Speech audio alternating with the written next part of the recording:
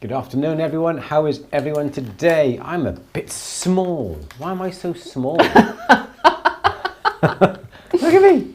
Why are you so small? Why am I so small? The thing is, if I zoom in now, I've lost the bottom part of me. I've been recording. Hello, everyone. How is everyone today? Hope you are all well. I'm just going to try and get my...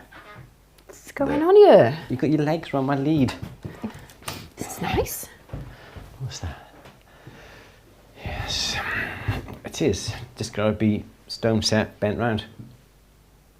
Thank you. Oh, All right, good. Louise, can we have the watermark top right-hand corner? Just organised again, aren't we? Excellent. Good, good, good. How's everyone today? Sorry, get on my mug in front of me. Lovely.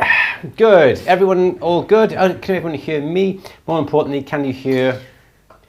Can you hear me? Can you hear Louise? Yes, that's about it really.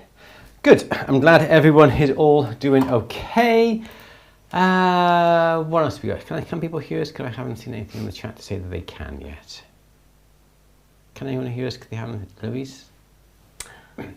No. Oh, Sandra's saying, Sandra, how was Tucson? You haven't got your microphone on? I have. Oh, you have you? Oh, Yeah. sorry, I do apologise. Go on, say again. Can you guys hear? Yes, good. Good. Yeah, Sandra's been to Tucson. Nice. Bit of a drive, Good. isn't it? Hope you're feeling better. Andrew's feeling better, but I think I've got it now. I'm sniffing. You liked the sore sympathy throat. that I had, didn't you? And you want that bit of sympathy? No, not really. I'd rather be healthy. Oh, anyway, dear. There we are. Good. Good. So we saw Sandra's haul from Tucson. Looked very impressive. I like that. We're going to have to try and get over there one year, aren't we? Next year. Next year? Yeah. Instead of Vicenza?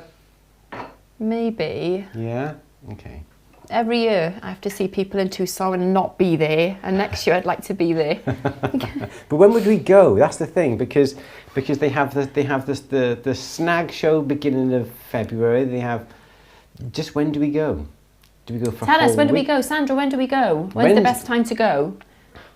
Yes, so let us know. Email Louise. Oh, I've got my board up. So email Louise at andrewandlouise.co.uk. 1 second. Be on to Do you want me Louise. to get the board? Oh, it's fine. Let you Good. talk. Tucson was amazing, overwhelming, but in a good way. Oh, when's the best time to go? In addition to Vicenza? Oh, I don't think I could cope with... Because it would only be a day or two between, wouldn't it? You can fly from Vicenza, go straight to Tucson. Oh, I've lost a screw. There's a screw missing. You've got a screw missing. Board, I have, yeah. There's no answer to that, really, is there? Thank you, SD. I'll be all right. The end of the show, better deals. Oh, and the mod's on. John, hi, John. Gorgeous jumper. Thank you. Sandra, I went too early. February the 1st and beyond might be better. Okay, that's interesting. Yes, I was looking at other things, and like there's the snag, isn't it? American Golf Society, National Society of Goldsmiths. I'm trying to find a screw because my board's wonky. Tell you what, when in doubt, stick a burr in it. There we go. Put a burr. You put a burr in there. Oh, Louise, I'm suffering. There, just about. Good. Done it. Good. Excellent. Should we start? Do you have any news? There was a workshop last week, wasn't there? That was... What about take-in procedures? Yeah. That's on At The Bench now. So if you want to go on to At The Bench, you can go onto the main homepage, and it's on in a few places on there. That was interesting. It was a good workshop, wasn't it? I felt like we jumped around a lot because even though we did spend a lot of time planning it and structuring it, yes, we not remembered things, but drew things from other areas, and there was just lots of practical nuggets in there, wasn't there? Yes, it was full. And then, we're not all infallible. Infallible? Infallible, not inflammable. Inflammable, we're not inflammable. But even our packets aren't the best. We've been looking. We've sat down and we've thought of ways that we can improve them, which is a really good thing to come out of the workshop, isn't it? Yeah. So that's what we're going to be looking at. Absolutely. But you can't really record too much information. Anthony missed the workshop, been watching it on catch up. Oh, good. What did you think? Because it's the kind of thing you don't realise how involved It is, until you sit down and talk about it. And we talked for 2.5, 3 hours, and we could have carried on, couldn't we? Yeah, there was more to say. Yeah, there's a lot more. But it gets easier as you gain more experience. Yes, definitely. More observance. Yeah. That's what it's all about. And don't be afraid to whip out your loop. That's what I say in front of a customer. It just shows a sign of professionalism, doesn't it? Yeah. So don't be afraid. I'm never afraid to. Whip out your loop. I remember that. Good. Excellent. Anything else? No. I don't think so. No? Not yet. Okay. But no, please, yeah. So Tucson, February onwards, end of January, February onwards. We could come back from Vicenza, have a week home, and then fly off again. Just the idea of that really exhausts me. Perhaps you can go to Vicenza. Okay, and then I'll meet you in Tucson. Yeah. That'd be nice, wouldn't it? Good. Excellent. Should we start? I mean, yes. Sorry. Sorry, I just realised I slurped into my mic. It's been a busy day. We've had a rep here all this afternoon, so she's not a rep. She's an agent. Yes. Is she an agent? Yeah. She only deals with one brand. Yeah, she's an agent. She's an agent for them. Yeah. Okay. I stand corrected. Yeah. No, I love meeting with Jude, and we always have a good chat, and I'm always left feeling really inspired and motivated, and it's good. Because some suppliers are excellent, some suppliers are good, some suppliers the support you get from is not so good, but whenever I see Jude, well, the support we get is phenomenal, isn't it? No, so, phenomenation, and that's it the thing, really if you've is, got yes. a good agent or a good rep or a good somebody who supplies you and looks after you with marketing and advice, and these people are worth their weight in gold, aren't they, really? They are, I must admit. You do come away knackered, if I can say knackered. I don't feel knackered. Oh, I do. I feel excited about all the lovely new jewellery that's coming in. 100 mile an hour. Yeah, it's great. She's lush. I'm glad you sorted her today, not me. Because sometimes I'm a little bit too vocal when it comes. What's the difference between, the difference between an agent and a rep? A rep represents a company, so is employed by a company to basically visit retailers. Mm-hmm. And an agent acts as a self-employed, I don't know how you describe it, like a franchisee supplier? I don't know. How would you? I think they are self-employed, but they work for that one company. An agent can work for many companies, can be employed agents when we did our ranges. But so they will represent different companies. Yeah. But they are basically, they have a set wage, but then they have like a commission. I don't know how it works. They got to pay for their own car. They got to pay everything themselves. The company does not necessarily pay for that. So they have to pay for it all themselves. They got to do their own taxes. Whereas if you're employed by a company, the company does the taxes and things like that. Okay. Yeah. Good. Good. Okay. Is knackered a Welsh word? I don't know. Is it? Don't think so. Who's asking? Anthony. Anthony. I have no idea. No, it's not, is it? Cream crackered is the safe way, I think it would to say. Okay. Sorry, I've said that 3 times now, haven't I? Yes. We have. Good. Should we start? Okay. Excellent. Good. It's Monday, the 5th of February, 2024. It is time for our Q&A of the day, 4 p.m. Monday. Louise, let's have our first question, please, my dear. Okay, the first question I've got on here is from Gleb. Hi, how do you polish the inner side of the prongs? I think I may have missed some. I think we might have logged on a bit too late here and missed some. Yeah. Sorry if I've. What tools do you use for the small areas and the hard to reach places? Okay, so I know what you're going to say. So, as it happens, I've got a nice, quite a large sort of claw set in here that I've been working on, okay? So this is a nice claw set in here. You need to get down inside these areas here. For me, one of the best pieces of equipment is this. This is a white nylon brush. Don't go for a bristle brush, don't go for a goat's head brush, but the white nylon brushes, for me, are the best. We sell these in our store, atthebench.store, and this is ideal for getting around the insides because it'll conform and it'll go around the insides.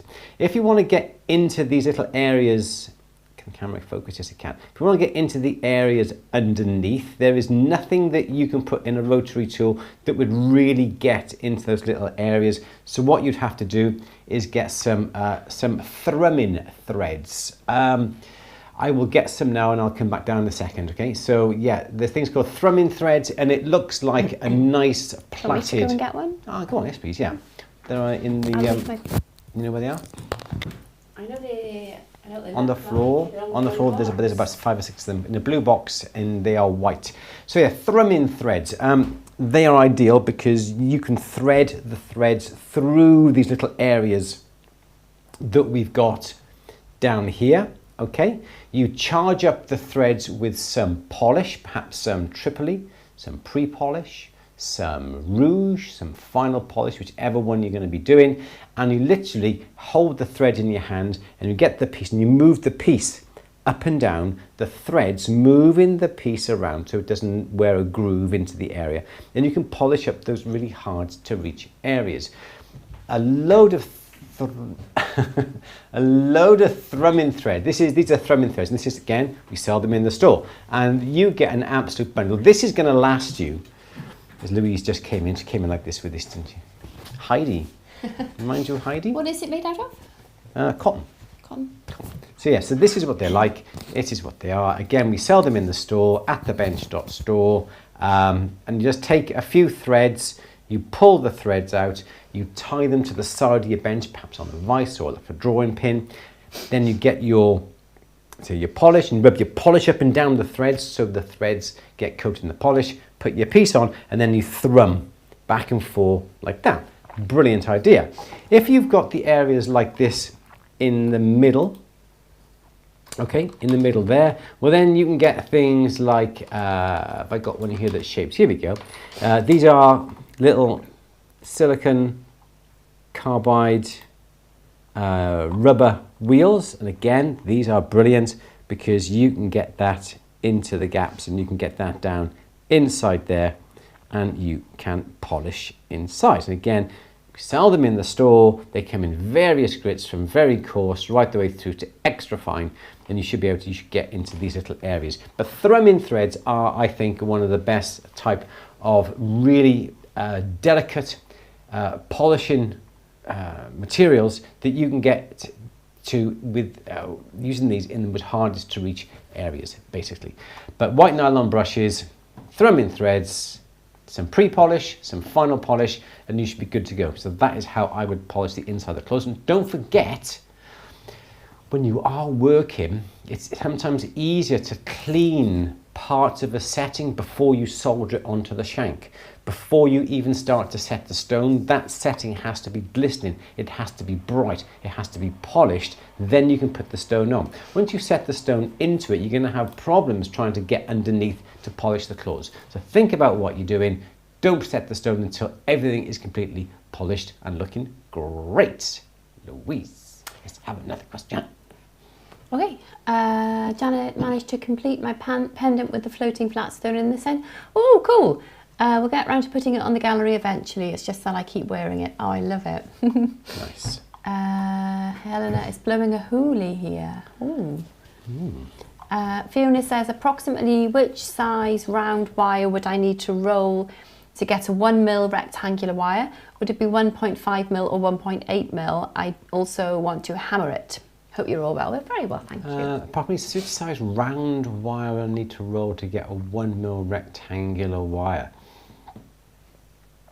Interesting question, because when you flatten round wire, it won't be rectangular. You'll have the top and bottom that will be flat, but the sides will be bulbous, and I will explain. Do you like my hair?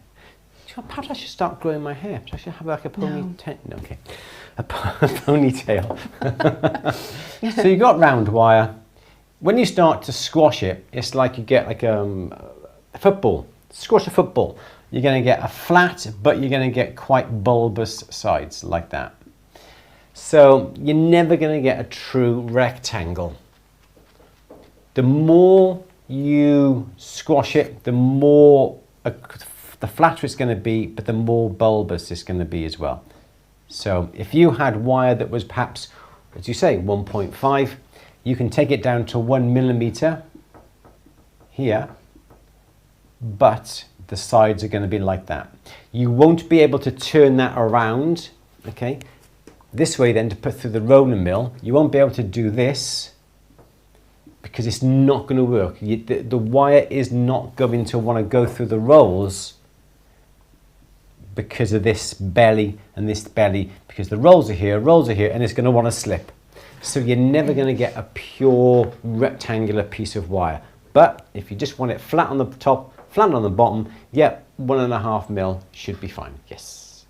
Louise. Good. Kenneth is saying, is it possible to repolish a lapis cabochon with my jewel tool? I have the set of diamond polishing discs. Any help would be greatly appreciated. I'll keep the camera on you, Louise. I did just quickly look up because I think it's still here somewhere, my little lapis that I've... That is it. Yeah. Cut and polished. But it goes, you need really the micro finishing diamond. So if it's already shaped, which it sounds like it is, you don't need the grinding diamond. So you'd need the micro finishing diamonds, which come in coarse, medium, fine and very fine. So you'd obviously work down the grits from coarse to very fine. High speed, so it's medium to high speed with lots of water. And then after that you repolish it then with the premium diamond abrasives, which are the brown ones. And again, they come in 3,000, 8,000 and 50,000 grits. So that's what Arnie recommends. And that's what you've used as well, haven't the you? cerium oxide. That's what you've used. That's exactly what I did. I followed the process. So I'd imagine the process for removing the scratches would be the same as... Do you have the rough? Yeah. So that's a bit of lapis. Yeah, that's what Louise has had. Susan said, how deep is the scratch? I mean, if it's a substantial scratch, then you're going to, well, yeah. So so you would need the micro finishing diamond because that finalises shape, removes leftover scratches, and then the premium diamond abrasives, which is the brown coloured discs, you're going into the polishing then rather than the scratch removal. So you'd need the 2 sets of diamond abrasives. Yes, but if the scratch was only a light one, perhaps you could just start on the final ones. Yeah, well, if you've got the 5,000. premium diamond abrasives, maybe try them. But if it's not getting the scratch out, you might need to get the micro finishing diamonds. But you can use the micro finishing diamonds. I think they are the ones for the sapphire crystal watch glass, if I'm not mistaken. Don't quote me. I'm just trying to look for the. It's all. I love my jewel tool. There's absolutely so much you can do on it. So yeah, that's part of the lapidary kit. Soft lapidary. Do you want me to plug it? Oh, it's not on the laptop. Is I was going to say, should I plug it in? I'm just looking for the watch glass. So repeat again. What do we need to have it to do it? One sec. See if I'm. Sorry. Oh. Watch glass. Yeah, so it's the same kit for the sapphire watch crystal. So if you're going to be polishing up watch glass, yeah, sapphire crystal, then you would use it for that as well. So it's not just for stones. So they're not cheap, but as long as you're not using too much pressure, they will last you. If you're ragging them, then they. Okay, so repeat. So it's the 3M. I've forgotten already. It's gone right out of my head. The micro finishing kit. So it's a 3M micro finishing kit. Yep. Yep. Oh, one sec. It was right in front of me then. Next one. Oh, heck. Here we are. Yeah, the micro finishing diamond abrasives and the premium diamond abrasives then to polish it up after you've removed the scratches. Yeah, so they're what you're going to need. Yeah. Yes. But if you're ever in doubt, this I can check for you. Or Arnie is absolutely amazing, and if you ask her, are you a member of the Jewel Tool? If you're on Facebook, a member of the Jewel Tool community Facebook page.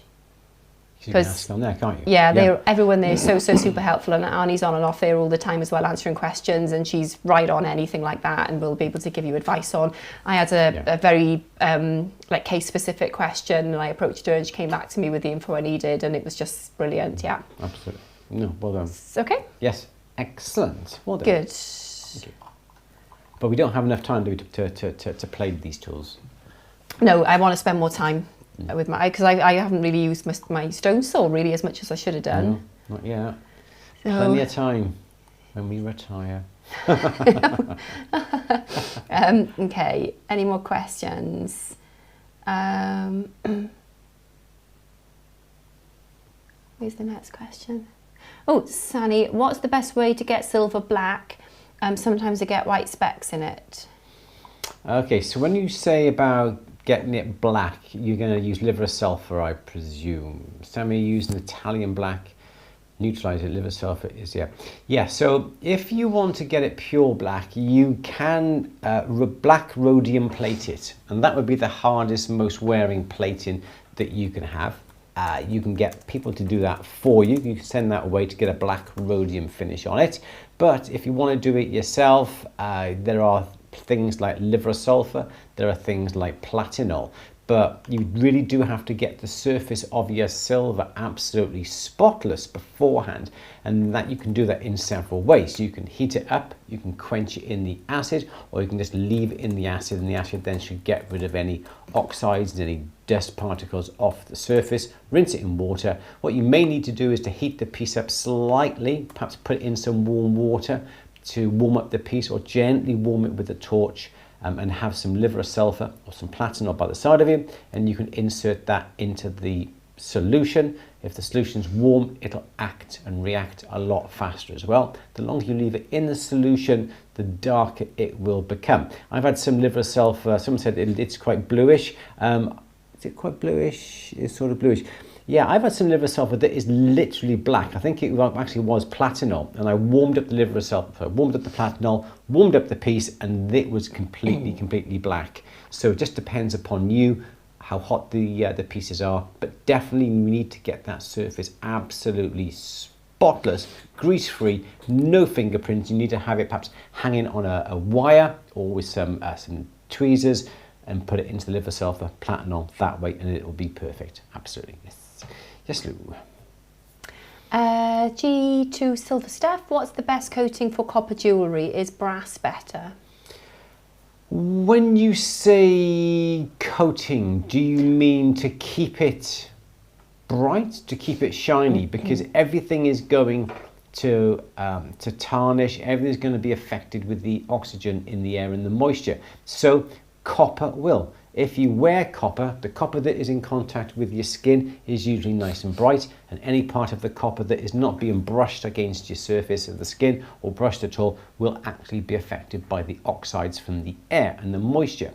Brass is still pretty good. I think brass is going to be a lot better than copper, as brass won't sort of lose its shine as quickly, and it won't oxidize as quickly as copper. But people say you can coat these metals with things like Renaissance wax, but it is literally a wax, and once that wax rubs off, you're back to the metal underneath, and you're going to start getting your oxides coming back onto it. So I don't think there is a particular method to protect these surfaces. You can always spray it with a clear lacquer if it's not close to the skin, and that will keep the surface nice and clean. But again, if it's being worn, the contact between whatever is being rubbed up against will wear out the lacquer. You're back to the metal underneath, it'll start to oxidize. So there's no one best product, I think, that is going to save you. So I can't really answer it specifically, but those are the things that you can expect to happen. Yes, Lou. Good, Anthony, it was really good. I learned lots. It'd be good to have some templates from you. Oh, regarding the workshop. Taking forms, I expect. Yeah. Could we? I mean, they need to be. What's the word I'm thinking of? Customised. You know, to your own spec. It would just be suggested. Yeah, perhaps like an A5 sheet. Yeah. With some boxes, tick boxes. And don't forget, you've got to put it into triplicate as well somehow, whether that's with a photocopy or some sort of carbon copy. Yeah. Can we work on something like Yeah, that? of course we can. Yeah, that'd be good. So Absolutely. if you signed up to the workshop, or if you're a member, perhaps we can allow you access. Yeah, we can insert some downloadable forms perhaps underneath it, or we can actually put places where we get our forms from in America as well, because they're quite good. Yeah. Okay. Okay. Cool. Thank you, Anthony. ST2, an eye opener, things to watch out for during take-in. Yeah, absolutely. It is scary. This is the thing. You can literally just come along and put, ring, sapphire and diamond ring. And whilst at the time that may be sufficient, it's only when things happen that then you have to go back to your notes or to back to your take-in form that you realise that you really haven't covered enough information. It's only when things like that happen you realise how important the take-in form is. But if you can do that right from the outset and just train yourself, as we said, to look from afar, bring it nearer, write down what you see, write down your observations, get your loop out, check in detail.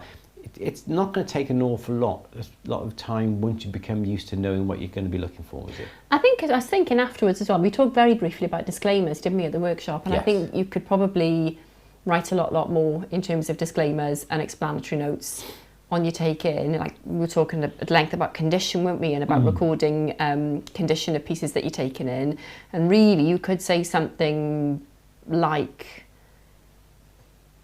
should we be saying things like I can't get my words out, but the aspects of the item's condition that are not immediately apparent and are apparent after a more in-depth examination of the piece, just to absolve yourself of liability. I don't know, there's probably lots of things, without frightening everybody, that we could maybe include. But that's the reason why you do check on the suitability of the clause, the conditions, and there's cracks and everything else. So you're actually covering yourself should anything happen. Yeah. It's not quite a disclaimer, but it's a disclaimer should anything happen. You then can refer back and go, actually, the stone was missing. It was noted. Yeah. Yeah. Okay. It's a very, it's a big topic, and it's a bigger topic than you think, isn't it? Yes. Like we've talked for 2.5, 3 hours about it, and there's still more to talk about. So yeah. So if you didn't watch it, it is a really good one to watch, particularly if you're taking in people's jewellery for remodelling, repair, commissions, melting down, whatever. Absolutely. Helena, a short brass bezel rock is available here in the UK. I end up fetting my old one myself, but I would like a professional one.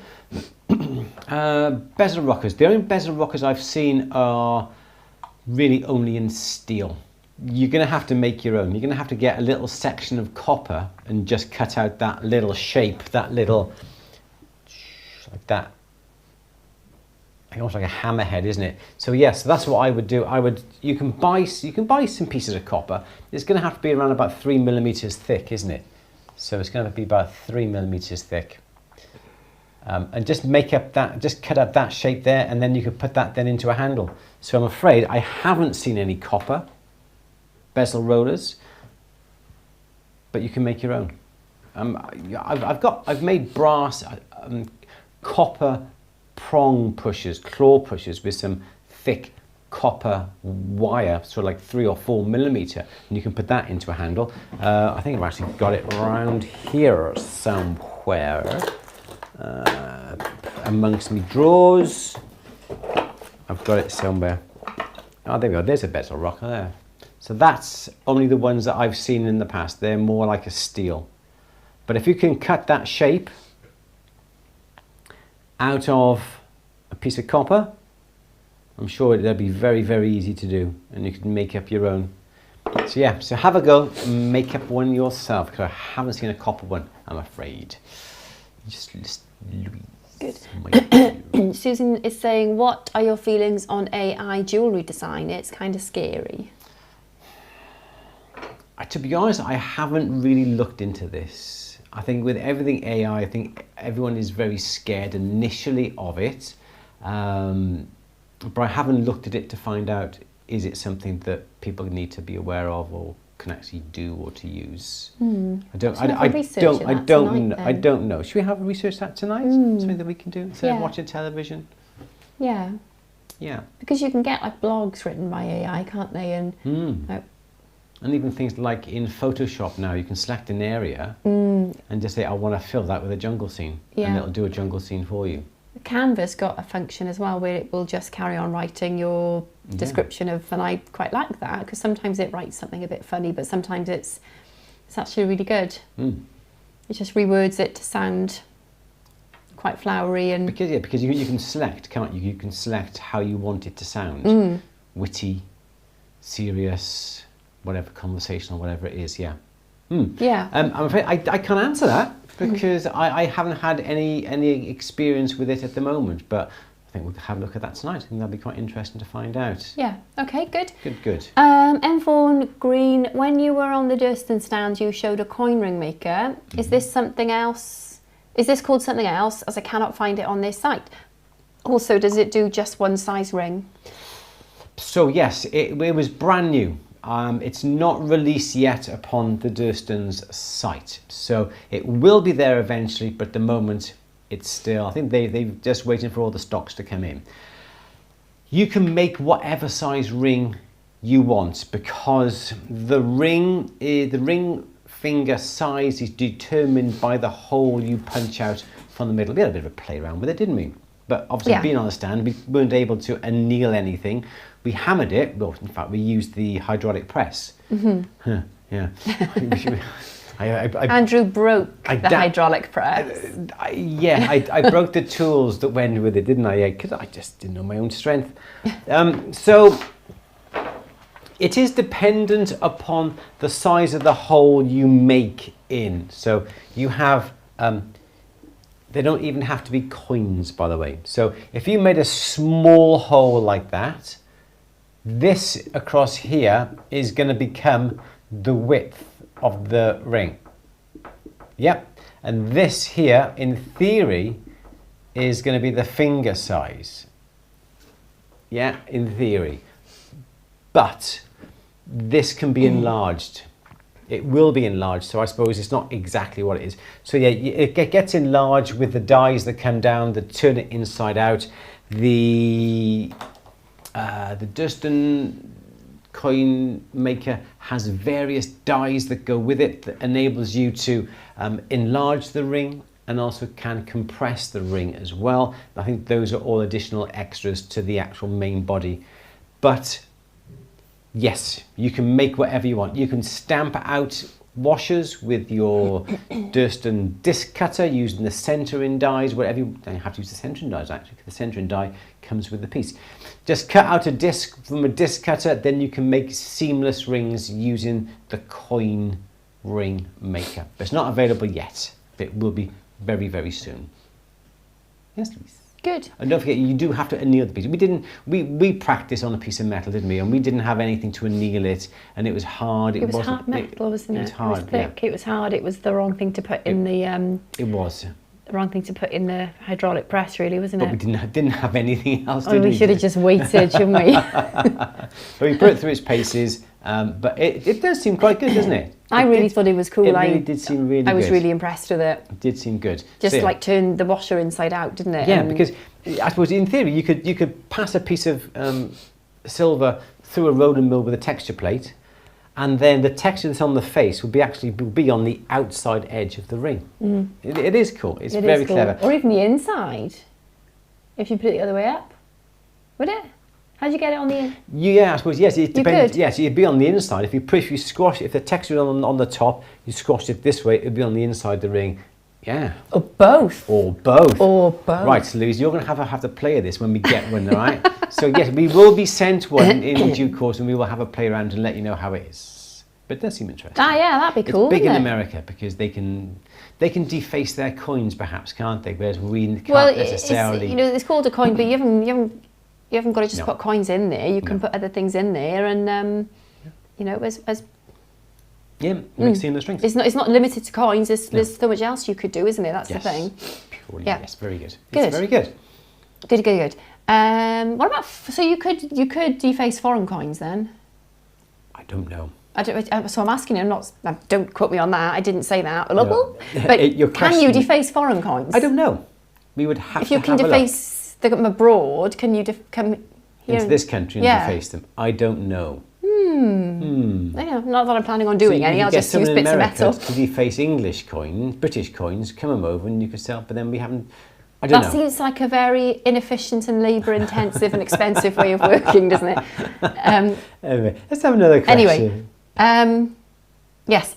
Anthony, all excited, waiting for my Oxycom with the Smith's little torch set up to arrive from Tefnons. Yay! Yes, nice. We're making space in the workshop for it. Thanks for the recommendation and the vids. Oh, cool. You're very welcome. Let us know how you're getting on with it. Janet says, if you have not got a thrumming thread, would some dental floss, maybe several lengths together, work, seeing how it's lubricated with something like toothpaste? Ah, that's interesting. I tell you what I have used. I've used embroidery threads in the past. Have you? Yeah, because I didn't want to buy one of these. Because when I was young, I didn't have much money. I didn't really want to buy one of these. So I used some of my mother's embroidery threads and they worked really good. I'm not quite sure whether dental floss would be any good because I think it's waxed. You want something that is not waxed. You need something... want something abrasive, wouldn't you? Well, you need something that's going to take up the polish that you rub on it. Whereas a piece of floss is waxed already, isn't it? Can you get unwaxed? Probably can. Yeah, perhaps you can. But then if you've got to go out and buy special unwaxed floss, you might as well just get the thrumming threads. Yeah, or use your mother's embroidery threads like I did. Those little, what do they call little? Like an embroidery silk. Yeah, they call skeins. Oh, well done. Thank you. They are. I think so. Yeah. Excellent. Yes, Louise. Embroidery with Andrew. Sorry. Very good. Okay, Sandra, what about that trick gold polish uses? Old drill bit spun with either cotton or extra fine steel wool around it, like candy floss, to get into tight spaces. I've never tried it. Old drill bit spun with... I'd make sure you put an eye protection on if you're doing anything like that, because that sounds like something that could fly in your face, basically. Yes, the problem that you've got is that I've seen it personally. I would rather not risk putting steel wool on something like that. Not only would it get on your hands, you'd have to wear face protection. You should be wearing eye protection anyway, when you're using a rotary tool anyway, regardless of what you're sticking on it. Thank you, Louise. Thank you. But yeah, I would not use... Why would you use... Yeah, it's just for me, it would be too dangerous. You've got bits of wool, steel wool, flying up in your face. Sorry, but I would not even consider that. So the problem that you've got is, say you've got a claw setting, okay? Claw setting, you've got the claws coming down here, like that here, okay? You've got the gallery by here. Okay, so you want to clean down here. If you use the threads are going to get into here, no problem at all. But depending on the size of your drill's going to have to be smaller than the opening to get in there, because then it's going to be wrapped around cotton wool and to try and get in the hole. So sometimes that will work, but sometimes the drill that you've got is too big to get in there. Plus, it's easy to break a drill. If you've got a normal drill and you put too much side pressure onto it, the drill is going to break. And that is actually what may happen with that if you put too much pressure on it. But it's always a possibility that it would be suitable. But the threads, for me, are going to be far better because, for instance, go back onto this little close-up here. Even to polish that little crevice, that little nook and cranny down there, a drill is not going to get in there, but a piece of cotton will. So, yeah, horses for courses, I suppose. Yes. Okay. Yes, good. Thank you. Sani, I think we did that one, didn't we? The get the silver black. Yep. Not sure those threads look like, Heidi, more like obelisk from the Asterix animations. I remember them. Oh, yeah, I remember. I was never into Asterix. No? No. Wax floss works good. Okay. Looked up thrumming. Oh, my thing has just jumped. Bear with me. Thrumming threads in your shop, but it said not found. Let me just find the link for you.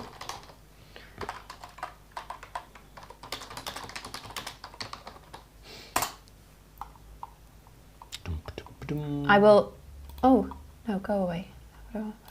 I'll put the link in. I'll put the link in now. Perhaps they're not under thrumming threads. Perhaps they're under polishing threads. Perhaps. Sunny, I think we answered your question, lovely. I hope we did. It was if not, at me, and if I've missed it, sorry, at me, and yeah. Okay. Oh, Oh, bless you. excuse me.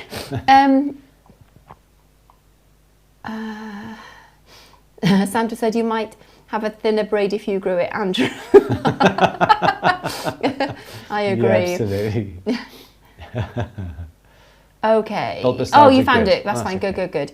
Anthony, can lapis be tumbled? Yeah. Yeah, I think anything can be Yeah. tumbled. Obviously, you don't want to tumble it with metal shots because that's not the right thing to do. You have to tumble it with polishing material. Some people will use things like crushed up walnut shell. That's quite a popular thing to have.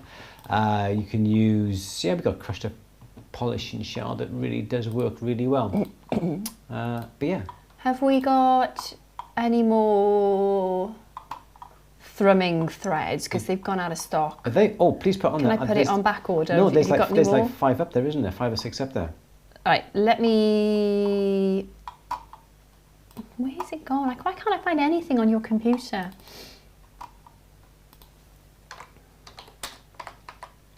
It helps if you actually spell.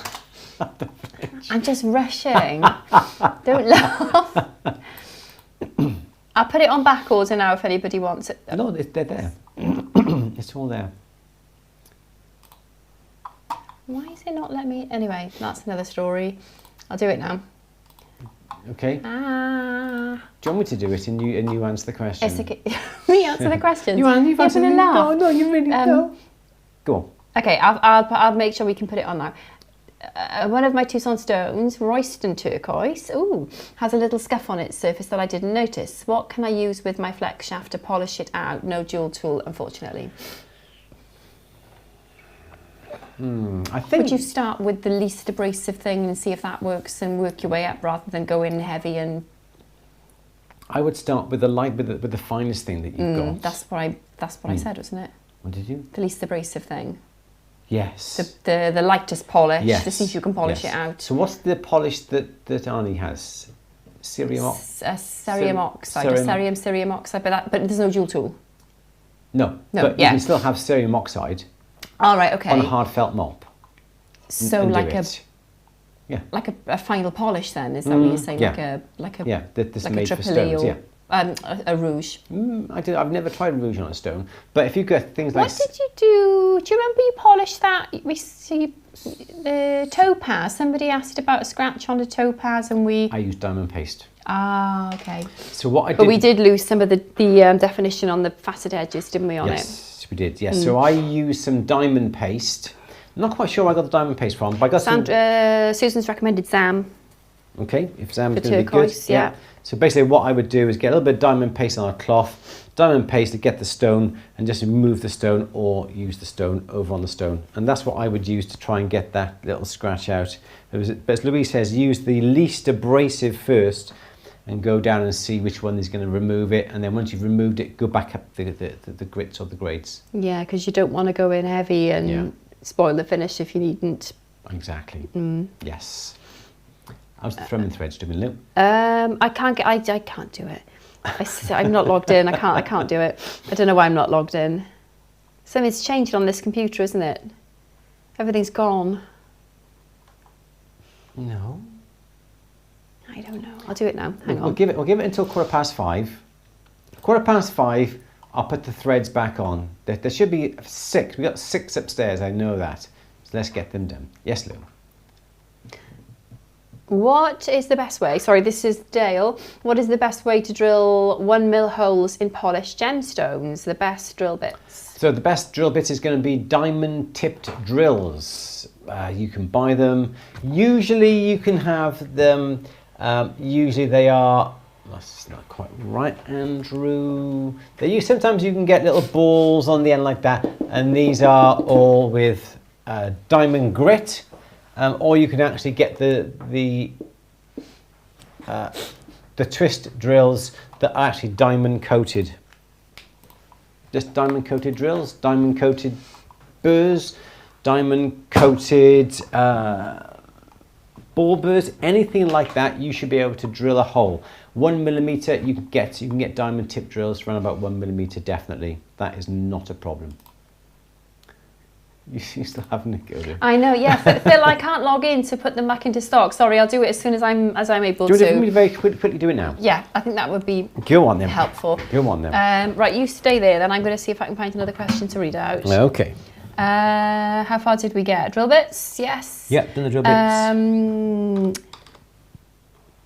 Janet, hi Janet, watch YouTube vid on a melting of small amount of scrap silver directly on in a shape made in the charcoal block. Oh yes. What's your thoughts on this, Andrew? Does it get embedded with the charcoal bits? No. No? What you're going to find is that obviously the more... Hello. Come down here. just Sandy, your English is excellent, you're fine. Is that right? Is that going to work? Or have I missed it? The charcoal... You've got a different... No, it's not that code. It changes every 30 seconds. Oh, okay. We're in, okay. Do you see how many... Because if you... Check. If one's been ordered and you've got 5... Okay. Then you haven't got 5 anymore. Great. You've got 4. Okay. Remember maths? Oh, you're so lovely. You're so lovely. Polishing threads out of stock. Quick edit. Here we go. I'll put 5 in, okay? But you might not have 5 because somebody might have bought one in the last... Maybe check, that's what I'm saying. No. 5 minus 1, Andrew, is... 4. Are we up? Are we done? Yep, okay. They're back in stock. They're back in stock. They're back in stock. There you go, back in stock. Cool, cool, cool. Good, good, good. Excellent. Okay. Sorry, guys. Okay, yes, Louise. Okay. Michael says, have you ever worked with pink gold? Pink? I've never worked with pink gold. I've worked with rose gold. We've worked with rose gold It's the same, before. isn't it the same? Some people call it pink or red gold. Pink or red gold? Yeah. Don't know. If it's red gold, you've got to be careful because of the copper content of it. Sometimes when you do heat it up, it's almost like oxidizes like, almost like a fire scale because the copper reacts with the air from the torch, so you'd have to remove that or protect the surface. What I do find is really good if you are using rose gold, pink gold, red gold, that sort of thing, is fire scoff. Fire scoff I found has been the best product to use if you're doing that because it protects the whole surface. So yes, then you have to get rose gold or red gold solder as well to put it all together because the yellow solder really does show through. Susan says wooden toothpicks, yep, they work as well. Again, not as good as threads. I would always use a thread because they're always sort of hanging down by the side of you here. Unless you use toothpicks to clean your teeth, and then you've got the Mirabel, haven't you? That's disgusting. That's disgusting, anyway. Anthony's been thinking about the ring maker, the stresses on the washer or amulet. Sound interesting, don't they? Yeah. For example, the centre of the washer will be stretched and the outer edge will be compressed. Yes. This is what I've always thought, because if you're going to shape it, yeah, where it's the inside, I always thought the inside would be thinner and the outside would stay thick. That is the way I've always looked at it. But we're just going to have to find out when we get our one ourselves and have a bit of experiment and measure dimensions before and afterwards and see how it works. But yeah, watch this space. As soon as we get one, we'll be showing it. Good. Yeah, oh, Sunny's good. Good.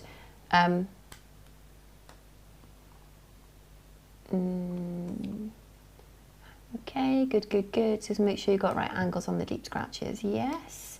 And also, when you are coming to do the scratches, to go at right angles to the scratch. So yes, you've got the surface this way, scratch is going that way, polish in this direction, so you're polishing across the scratch.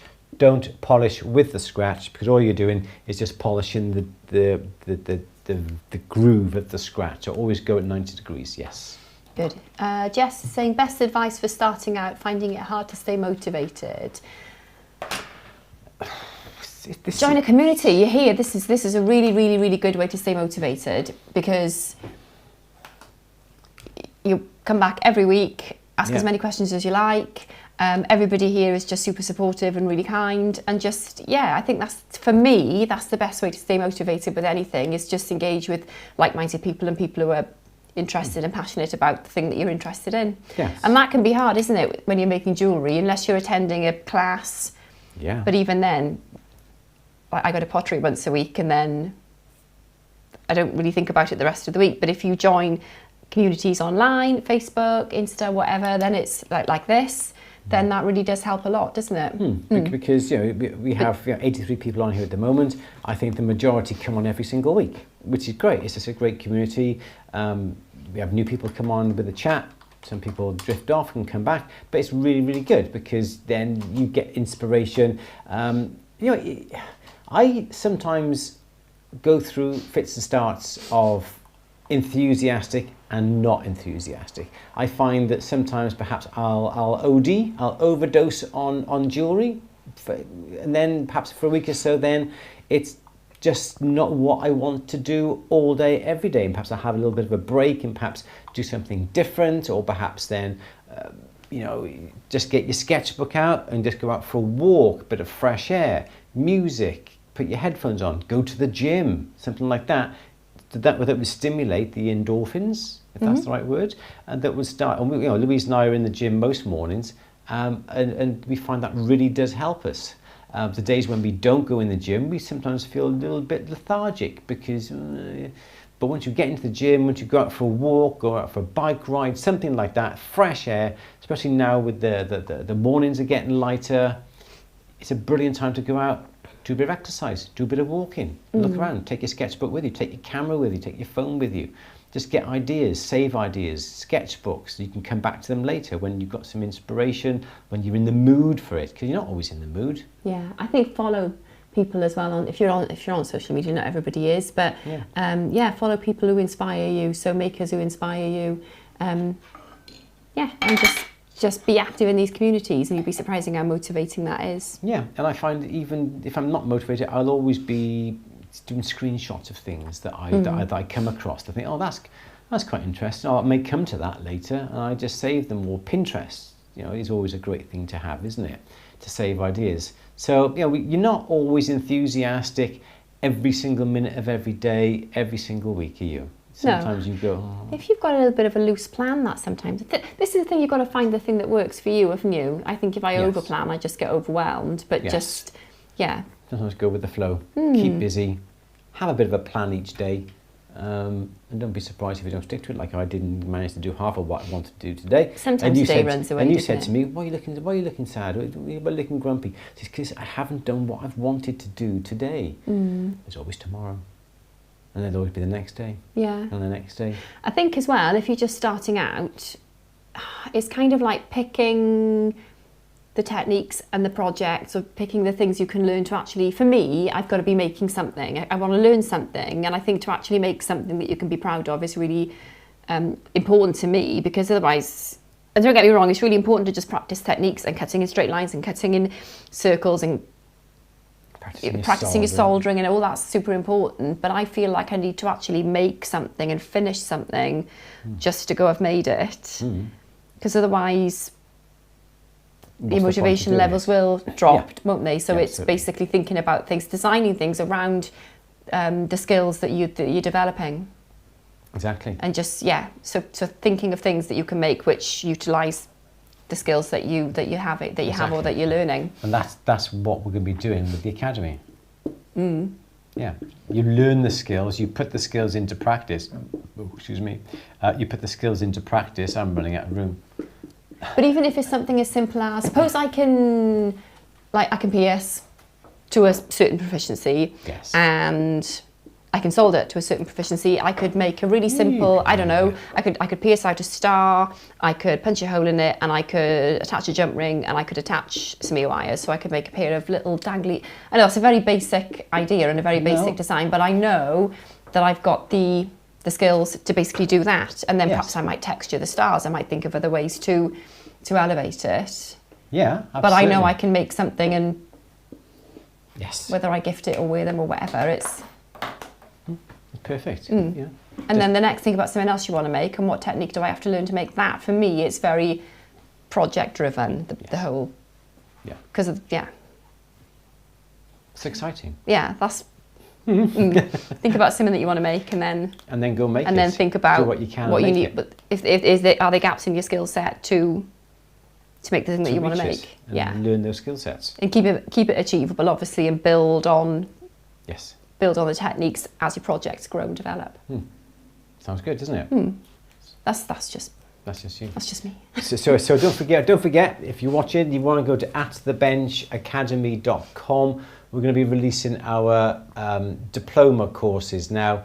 That website should be all done by the weekend, and everybody who has signed up to be notified for more information on the prospectus, that should be going out on the weekend as well. As Louise said, she wants to learn a technique, and from that technique then go and make something with that technique. And that's the reason why we developed what we have done with the diploma, because you will learn how to pierce, and from piercing you can make something.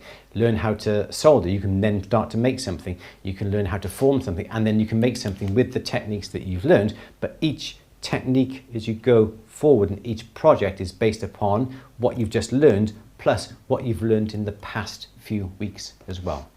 And it's really exciting. Yeah, good. Yes, Louise. Ellen, I'm so sorry, and I did miss your question. I'm trying to make a pendant for an opal with a decorative band and backing from 0.6mm silver. Struggle to do it without melting the tips on top of the band. Do you have any tips to avoid that? I would say, I can't imagine, so it's not. Okay, so like always, you've got to think about the mass of the pieces that you're soldering, because the fine items are going to heat up and melt before the thick items. So I'm not quite sure on the situation that you've got, but if you had a back plate and you wanted to solder on very thin wires onto the back plate, like that, and okay, so then your opal then sits in here and those claws then will bend over. If you bring the torch in from this direction, what's going to happen is these are going to melt, because this torch is putting out X amount of heat. These are going to heat up far, far quicker than this, because the size and the thickness, this is going to be, perhaps it's going to be a round base like that, but all you've got here is very thin, small little claws. And what's going to happen is that these claws are going to melt because the base has not got up to temperature. So never put the flame on the small areas first. Perhaps always bring the flame in from underneath in this direction here. Yep. So this is your flame here coming up underneath this direction. And then if these claws are in contact with the base, the heat will travel through from the base up into the claws. And then as soon as, perhaps you put your pallion of solder by there, and then as soon as this plate gets hot enough for the solder to melt, these claws, because they're in contact with the base plate, will be the same temperature, and the solder then will flow underneath. So I'm not quite sure exactly how you're doing it, but if the little tips are melting, don't put the flame on those small areas. Put the flame on the bigger areas, get them up to temperature first, and then perhaps bring your torch over just to heat up those small little claws. You have one last question. It's 5 o'clock. Well, I know the answer to this already. Dances with Artbox. Have you ever used a piece of meteor to make jewellery? You're asking me? I thought you knew the answer. Yeah, no, the answer is I don't think you have, have you? No, I haven't actually. I've never had a chance at getting a bit of meteorite, no. Cool though, No, wouldn't it be? that'd be Wouldn't it be cool. amazing to have a piece of rock in your hand that's billions of years old, that's That'd be cool, wouldn't it? come from outer space? Amazing. Good. Thank you, Amco. Marilyn says, hi, finding interesting stones is difficult for me. I'm in the US. Any suggestions? Go to Tucson. Yeah. Yeah. I'm sure there are going to be some small gemstone suppliers in the US that are going to deal with unusual stones. Are they stones that are they specific stones that you know about, or are you looking for stones which inspire you, or stones that maybe yeah, interesting stones that just do a search. Just you use Google as your best friend with this, isn't it? Just do a search and find out some small little stores that are going to be able to produce sell these items for you. Should we have another question? Go on then. Dale is saying, is there a simple welder sold that can solder stainless steel jump rings? I don't want a huge machine and we'll be using inside. You're going to have to go for things like the pulse arc welders. So you've either got Orion or you've got a Lampert. Lampert puck. They got version 6. It is around about £3,500, £4,000. The Orions start at a cheaper price, but like everything, it's cheaper for a reason. It doesn't give the output. So you'd have to contact Orion Welders, Sunstone Welding, to ask their advice on that. But it's not going to be cheap. There's not going to be a £50 or $100, $200 job that's going to do it. These machines are going to cost you close on $1,000 plus. So it's not a cheap fix, I'm afraid. It's something that you're going to have to spend a bit of money on. You okay there? I'm okay. Sorry, I didn't mean to sniff in my microphone. You're doing okay. You're doing okay. How about that? Is that all we need to get through to today, Louise? We're listening. How would you guys go about selling your learning curve? How would you guys go about selling your learning curve? What does that mean? Our personal learning curve or at the bench's learning curve? Don't know. Give us a clue. Give us a clue. Give us a clue. Ellen's saying, thank you. I use a bezel band that looks like a crown, kind of. Okay. Using heat from the side / underneath, but I might have to lift my piece even higher up to get better control of the flame. Yeah, so again, you can use things like little trivets like this.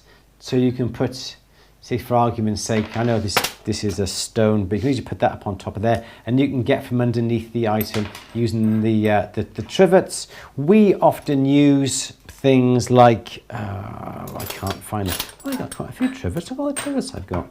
Didn't know I had all of them. We've got things like, there we go. Titanium soldering clamps.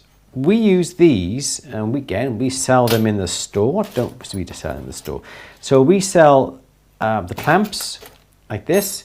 So these are titanium soldering clamps. This is the strip that we sell. I think they're about £2 each. And you can bend them into whatever shape you want. And in the past, we've used these clamps. Again, I'm just going to use the stone for an example. We've used this to lift up pieces off the block, and then you can get the heat in from underneath. And you can put them on top of each other to lift things higher, to get the flame from underneath, get the general gist of the idea. So yes, as you say, if you can lift the piece up off the soldering block, these trivets were available. My good friend who started New Concepts, and unfortunately he's passed away now, he sent me these little trivets, but again, ideal for lifting up the piece off the block. A soldering wig would be ideal. That would lift the item off the base. That conjures up so many images in my mind. Wig, yeah. Absolutely. But that would be the best way to do it. Yes, Louise. Should we go from there? It tickles me. Should we go now? Just imagining one made out of the thrumming threads now. What's some wire wool? Do you sell those little trivets? No. Yes. Oh, no. Don't we? We don't sell the trivets. Okay. We sell the titanium soldering I was going to slips. say, can you fashion the titanium strips into something a little bit like that? You can do, yeah. Just bend them into shape, whatever shapes you want. Yes, absolutely. Yeah. Good. But no, those trivets were given to me. I think those trivets with the offcuts from the New Concept saws, and they had loads of them left, and they just thought, bent them into shape, made them into trivets. Good. Okay, should we go? I think so. We want to find how do we sell our learning curve. Not quite sure what that was all about. Yeah, I'd like to answer that though, but yeah. What's in the jar? That one there. Oh, that one there. That there is my safety pickle, as you can see. And it's in a Tommy Tippy baby bottle warmer. People say use slow cookers, but slow cookers are just too big. They take an awful lot of space on your worktop. My little baby bottle warmer cost me £10 second hand from eBay. You can pick them up for £10 delivered on eBay. And if you ask me, it's neat, it's discreet, It's on the corner of my bench. It's not a big thing that makes it neat and discreet. I thought you were going to say something else. Something else that rhymed then. You're a poet. Yeah, baby bottle warmer. I've always used a baby bottle warmer. I do have a commercial. Neat, discreet and petite. I do have a... That works. It's what? Neat, petite and discreet. Yeah, so that's my baby Just do bottle not warmer. eat. It's neat, discreet, and what was the other one? Petite. Petite, that's the one. Yeah, baby bottle warmer. Yes, Smells like feet. It doesn't actually. Right, on that note, we're going to go. Perhaps that's your feet. That is my feet. Yes, not the baby bottle warmer. All right, everyone, let's go. I'm being silly now. Let's go. We are going to see you next week. Don't forget, if you want to have more information, www.atthebenchacademy.com. Yes, Louise. Whoa, sorry. Well, ask you, how do you price your projects as you progress as a maker? That's an interesting question, yeah. It is, yeah. So if you're a member of At The Bench, you can look at our 2 workshops on all about pricing your work if you're just beginning, and pricing your work if you're a professional or someone with a bit more overheads. I suppose, the main thing is working out your overheads depending on your premises, if you work at home, if you work in a studio, if you have to pay for that studio, and also the time it's taking you to produce work. So as you're starting out, it's going to take you longer than maybe if you've been making jewellery for a few years, hopefully you'll be so it's factoring all of that in, but that is all covered in our fabulous pricing your workshop. Yes, £15, but if you're a paid member of At The Bench. It's quite an involved topic, isn't it? So we talk literally for 3 hours. There's 2 3-hour workshops on At The Bench, which are free if you're a member. If you're not a member, you can subscribe to them. I think they're £15 each, aren't they? So there's like 6 hours of material on that, as well as a pricing spreadsheet. Made by the mod. Made by the mod who's here today.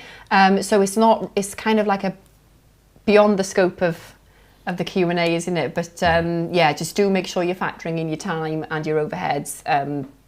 But that in itself is quite a big topic. But if you do get a chance to look at the workshop, do, because they're brilliant. I do say so myself. Thank you very much. And on that note, we shall leave you. Still plenty of people on, so don't forget, guys, give this a thumbs up if you like it, and please do share it with your friends. Should we go? Yeah, we did discuss it at an early workshop, AMCO, but it's going to be like needle in a haystack now, isn't it? What's that? Talking about pricing work. Yes, not possible in 2 seconds, 2 minutes. Yeah. So go on to atthebench.com. If you're not a paid member, you have to pay for the workshop. But if you join for £20 a month, you can access all the workshops for your month. Can I just give you a tip though? If you work from your own existing premises, and you're just starting out, workshop 1 will probably be sufficient. You probably find that is enough. If you rent premises and you have bigger overheads, am I keeping you awake, Andrew? Then you might need to think about watching them both. Yes, absolutely. Yes. Good. Excellent. So everyone, thank you very much for joining us today. Thank you for all the questions today. Make sure not to underprice. This is the thing, isn't it, Amco? You must not underprice yourself. You've got to cover your costs. You've got to make a profit. And usually whatever your costs and your time and the materials, you still have to times that by 3 to make a good profit. Don't forget your tax has got to come out of that. Yeah. If your VAT register's got to take your VAT registration out of that. There's so many costs that we unpicked, didn't we, basically? Yeah. And it is scary when you go through them all, but if you have to do them, otherwise you're going to be working at a loss. And I know people say, oh, I just want it to pay for itself. Yeah, I totally get that, but it's always nice to have that little bit more to perhaps buy a new tool. Yeah, it depends what you want out of it, doesn't it? If you're happy, like my dad is a very talented landscape artist. He's on Facebook, Ron Cox Art, if you want to follow him. He's done it his whole life. He's amazingly talented. And his paintings are so cheap. So cheap. They're just ridiculous, aren't they? He sells lots of paintings. He paints prolifically, so he's happy because all he wants to do is sell enough paintings to keep him in canvases, paints, paintbrushes, and the things that he needs to paint. And he does that. He's retired, and keeps him busy. Couldn't be happier. He goes out and about doing the sketching, doing the painting. And that's all he wants to do. Yeah. And that's the perfect example, isn't it, of Yes. of covering your basics. But then, you know, you do have to think about it beyond that if you're looking to make money. Yeah, and want some new tools. Make profit, I should say. Make profits, yes. Good. Okay, Louise, let's go. Let's go. Everyone, thank you for joining us today. Really do appreciate everyone who's come on. Thank you for all the questions. Hope we've answered them all nice and okay for you guys. So don't forget, atthebenchacademy.com. Sign up there. Website should be going live this weekend. Emails are going to be going out with all the prospectus on there. You can sign up. It starts in September. Take a look. Let us know what you think. But in the meantime, check out all our social medias throughout the week. We got lots of things planned, as we always have done. Yeah, that's about it. When's the workshop? No, this month. End of this month, we've got another workshop. They come fast, and what's the next one? Too fast, and no idea. Can't Come remember. on, Andrew. It's all written down on the website, so go and check that out. So everybody, thank you for joining us this week. Say goodbye, Louise. Yes, goodbye. Sorry, I was looking at the chat then. Good, Yes. yeah. Thank you, guys. Thank you, guys. Okay, everyone, thank you very much. Take care. Enjoy the rest of your week. Bye-bye. Bye.